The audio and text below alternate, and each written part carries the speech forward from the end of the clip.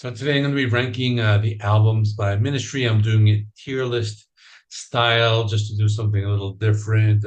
I did this in 2021 when Moral Hygiene came out, but it's time to do it again. I'm going to update it. I'm going to have some changes, and well, let's just get into it. I'll be doing it in chronological order. Let's start with Sympathy in 1983. This one is completely different. It's like Depeche Mode. It's like this 80s style album. Al Jorgensen uses this like fake British accent when he sings, and I didn't like it at first. I think last time I ranked this, I had it like all the way at the bottom, but I've grown to enjoy this. It's actually like for what it is, for the style of music it is, it's actually not too bad. I think there's like a few songs which I actually like a lot. I think there's a song called Revenge, which I could probably say is one of my favorite ministry songs. It's super catchy, but it's not too bad. It's actually like moving up a few spots for me. But for me, I'm just gonna put it at good, only because it's different, but for what it is, it's not too bad. Next is Twitch from 1986. This is where they start to move towards the industrial sound, but it's like a mix of like industrial beats, techno, and like industrial dance. I I don't like this one that much. I think it's kind of like hard to get into. It just has a sound that's kind of like too much of with sympathy and trying to be industrial. So it's neither one nor the other.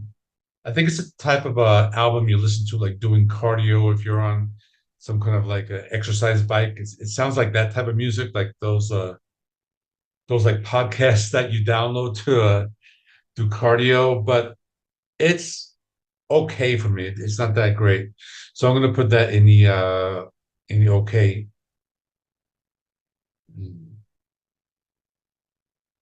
Okay, now we have The Land of Rape and Honey from 1988. So this is where they start to sound like the band they really are. There's more distorted, heavy vocals. He moves away from that like fake British accent. We got a great song, Stigmata. This is a really good one. Captures that thrash metal sound. I really like that. Has the sound samples, the thick bass guitar, kind of like moving towards like a Nine Inch Nails type of sound. Now this one is like very good. It lacks a little bit, but I think it's good enough to go into fantastic. Now, a year later, they released The Mind is a Terrible Thing to Taste. And this is probably like the first like true industrial metal album. Like they said they were inspired by Stormtroopers of Death and Rigor Mortis. And there's a lot of like thrash metal on here. And then the lyrics, they talk about things like politics, war, and drug addiction. This is something ministry would do often. There's a lot of thrash on here. You got like thick bass guitars. So we got a great song. I like Thieves. That's just a classic, very thrashy with the heavy vocals and the sound samples. But we got Cannibal Song. We got So What. That one's good with all the different samples they use. And I think this one's like a little heavier than The Land of Rape and Honey. So this one is I don't know. I'm gonna put it in fantastic. It's not perfection, but I want to put it like ahead of Land of Rape and Honey. I think it's like a little better than that one. Now we come to 1992 with Psalm 69. It's something like The Way to Suck Eggs or something like that. This is where I found the band, and this is just a great album. I saw this band live on Lollapalooza this year, and it was actually like one of the heaviest like things I was listening to back in 1992. Like I was never like accustomed to those like death metal style vocals. I think it was like this and like Pantera were like the heavy stuff I was listening to. But lots of great songs. Jesus Built My Hot Rod, and NWO Just One Fix. They're really classic. They got some slower stuff like Scarecrow, lots of heavy riffs, lots of those sound samples. I've seen other reviewers maybe complain saying that some of it's repetitive, but I don't know. I don't think that really affects this album, and I think it's just great. So for me, it's going in perfection. Now, in 1996, they released Filth Pig. This is the follow-up to Psalm 69, and actually the highest charting album because it was like the follow-up. So it like in the SoundScan era, they kind of like charted like really well when it first came out. When I first did the ranking, I didn't like this one that much, but this one has grown on me over the years. I actually like didn't listen to this one when it came out. I discovered this one later. It has more thick bass guitar, less thrash metal, and then the guitars are like less distorted. There's more of like an alternative and like a heavy metal style. I'm thinking something more along the lines of like Rage Against the Machine, but lots of good stuff. There's a Bob Dylan cover, Lay Lady Lay. But this one's pretty good, and this one has grown on me a lot. So I'm putting this one in great. Then they follow us up with Dark Side of the Spoon, another album similar that with Filth Pig. It has an alternative sound. It was a grower. I didn't like it when I first listened to it, and I didn't listen to this when it came out. I discovered it later. But this one is a grower. The songs kind of are a little grungier. You got the same distorted vocals, but there's some pretty good songs. The song "Bad Blood" was actually nominated for a Grammy. That has some Nine Inch Nails vibes. This album has more feedback, some experimental stuff. You got a nursing home, which has like saxophone and some kind of like banjo or something like that. But they make it work. I thought it was pretty cool. And then they have like the hidden tracks, where it's like 10 minutes of silence and like 58 CD tracks, which are like 1 second long or something like that. And then they have like this song at the end called Everybody's Summertime, which is just some young girl singing. That's like a complete waste of time. But bands did that in the 90s for some reason. I think it was just a trend. This one's I like it, but I'm gonna put it behind the Filth Pig. Next is Animositisomina. I think that's like the kind of thing that you read like back and forth, and it's the same thing. I think it's called a palindrome.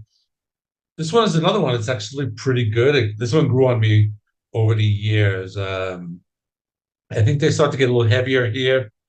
They still have that alternative sound, but some good stuff here. Opening track Animosity shows off some of those heavier guitar riffs and has like an alternative metal sound.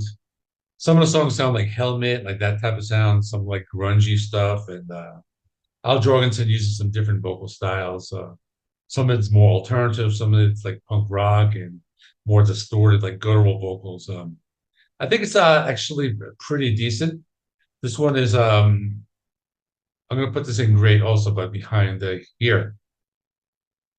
Now we go into a trilogy of albums called the George Bush trilogy that came out in the mid 2000s. They're all like critical of his presidency, and these are the albums where he starts to get heavy again.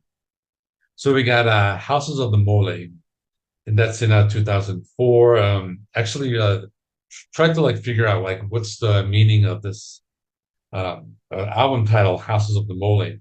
And mole is a Mexican sauce which is made with like chili peppers and chocolate, and you put it on chicken, you serve it with rice. If you're a Mexican, you notice. And he compared the sauce to like the oil that gets spilled, so that's why it's called House of the Mole. And also play on the Led Zeppelin album House of the Holy. But this is basically lots of great songs, super heavy. Like these are his heaviest albums. Like lots of those thrashy metal guitar riffs and super fast drum beats. You got thick bass guitars. So lots of good songs here. We had Wrong, WTV.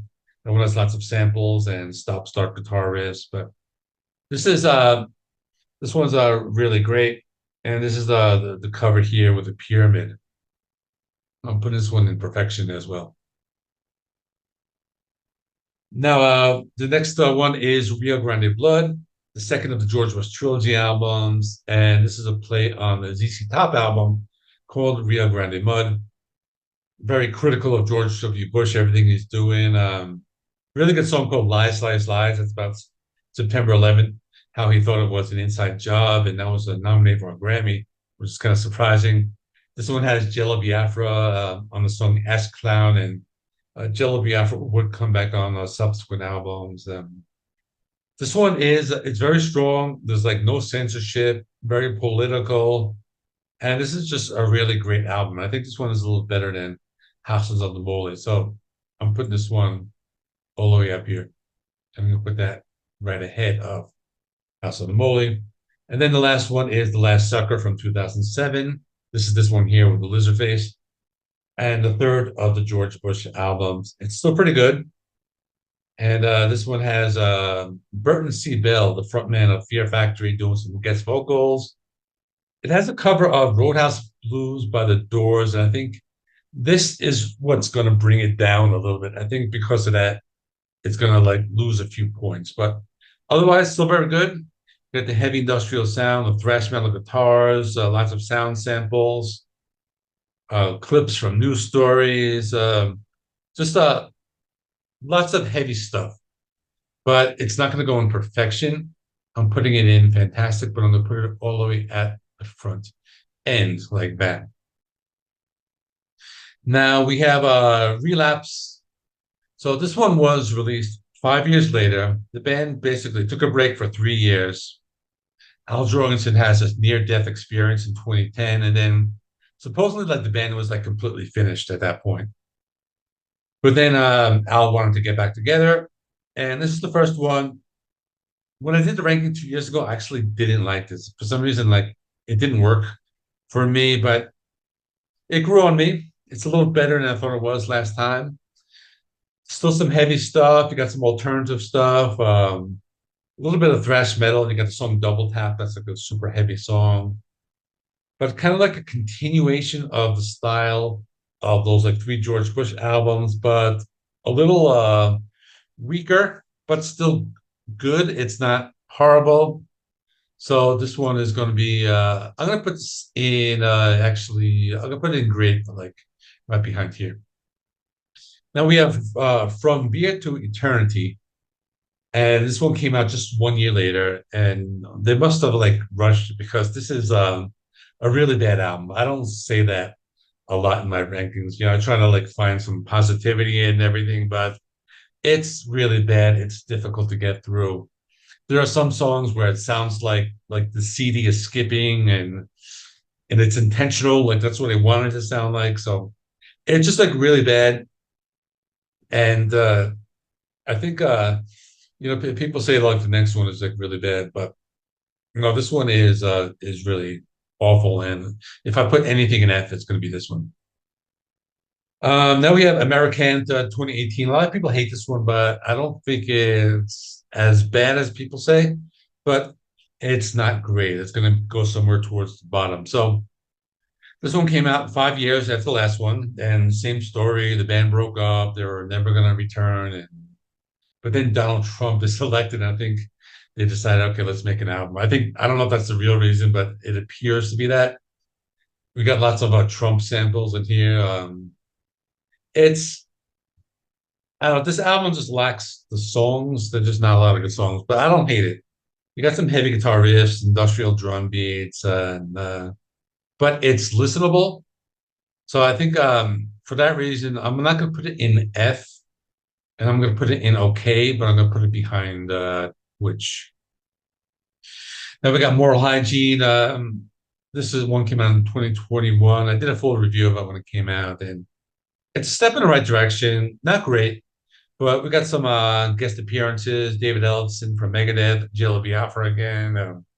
This one's critical of Donald Trump, and he was actually voted out of office when this came out. But we have a cover of Search and Destroy by Iggy and the Stooges. This one actually kind of like, it's not that bad.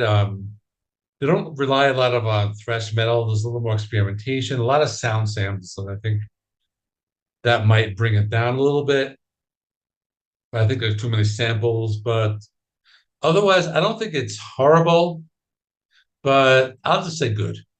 And I'll put it behind the first album, only because the first album has some catchy stuff. Now we have Hopiumforthemasses. Now, this is really the reason I'm doing the update. This one came out last month, March 1st. So this one has Jello Biafra again. I think this one's better than Moral Hygiene, but the problem is the lyrics are very woke. I mean, there we got songs, Goddamn White Trash, that kind of has the Psalm 69 kind of sound. And then you have tracks like BDE, which stand for Big Dick Energy. That's super like woke lyrics, but it's kind of okay. But we have some, I think I like some of the stuff on the back half of this album. Like It's Not Pretty, Cult of Suffering. And this one has really good deep cuts. The singles were decent, but not great. But this one, I think it's good, but I think it's like just like maybe like a little bit of a Moral Hygiene. So I'm just gonna put this one right here. So that is all. Take a look at this screen for a little bit. So I got 3 in perfection right here. Then I got 3 in the fantastic, and I got 4 in the great.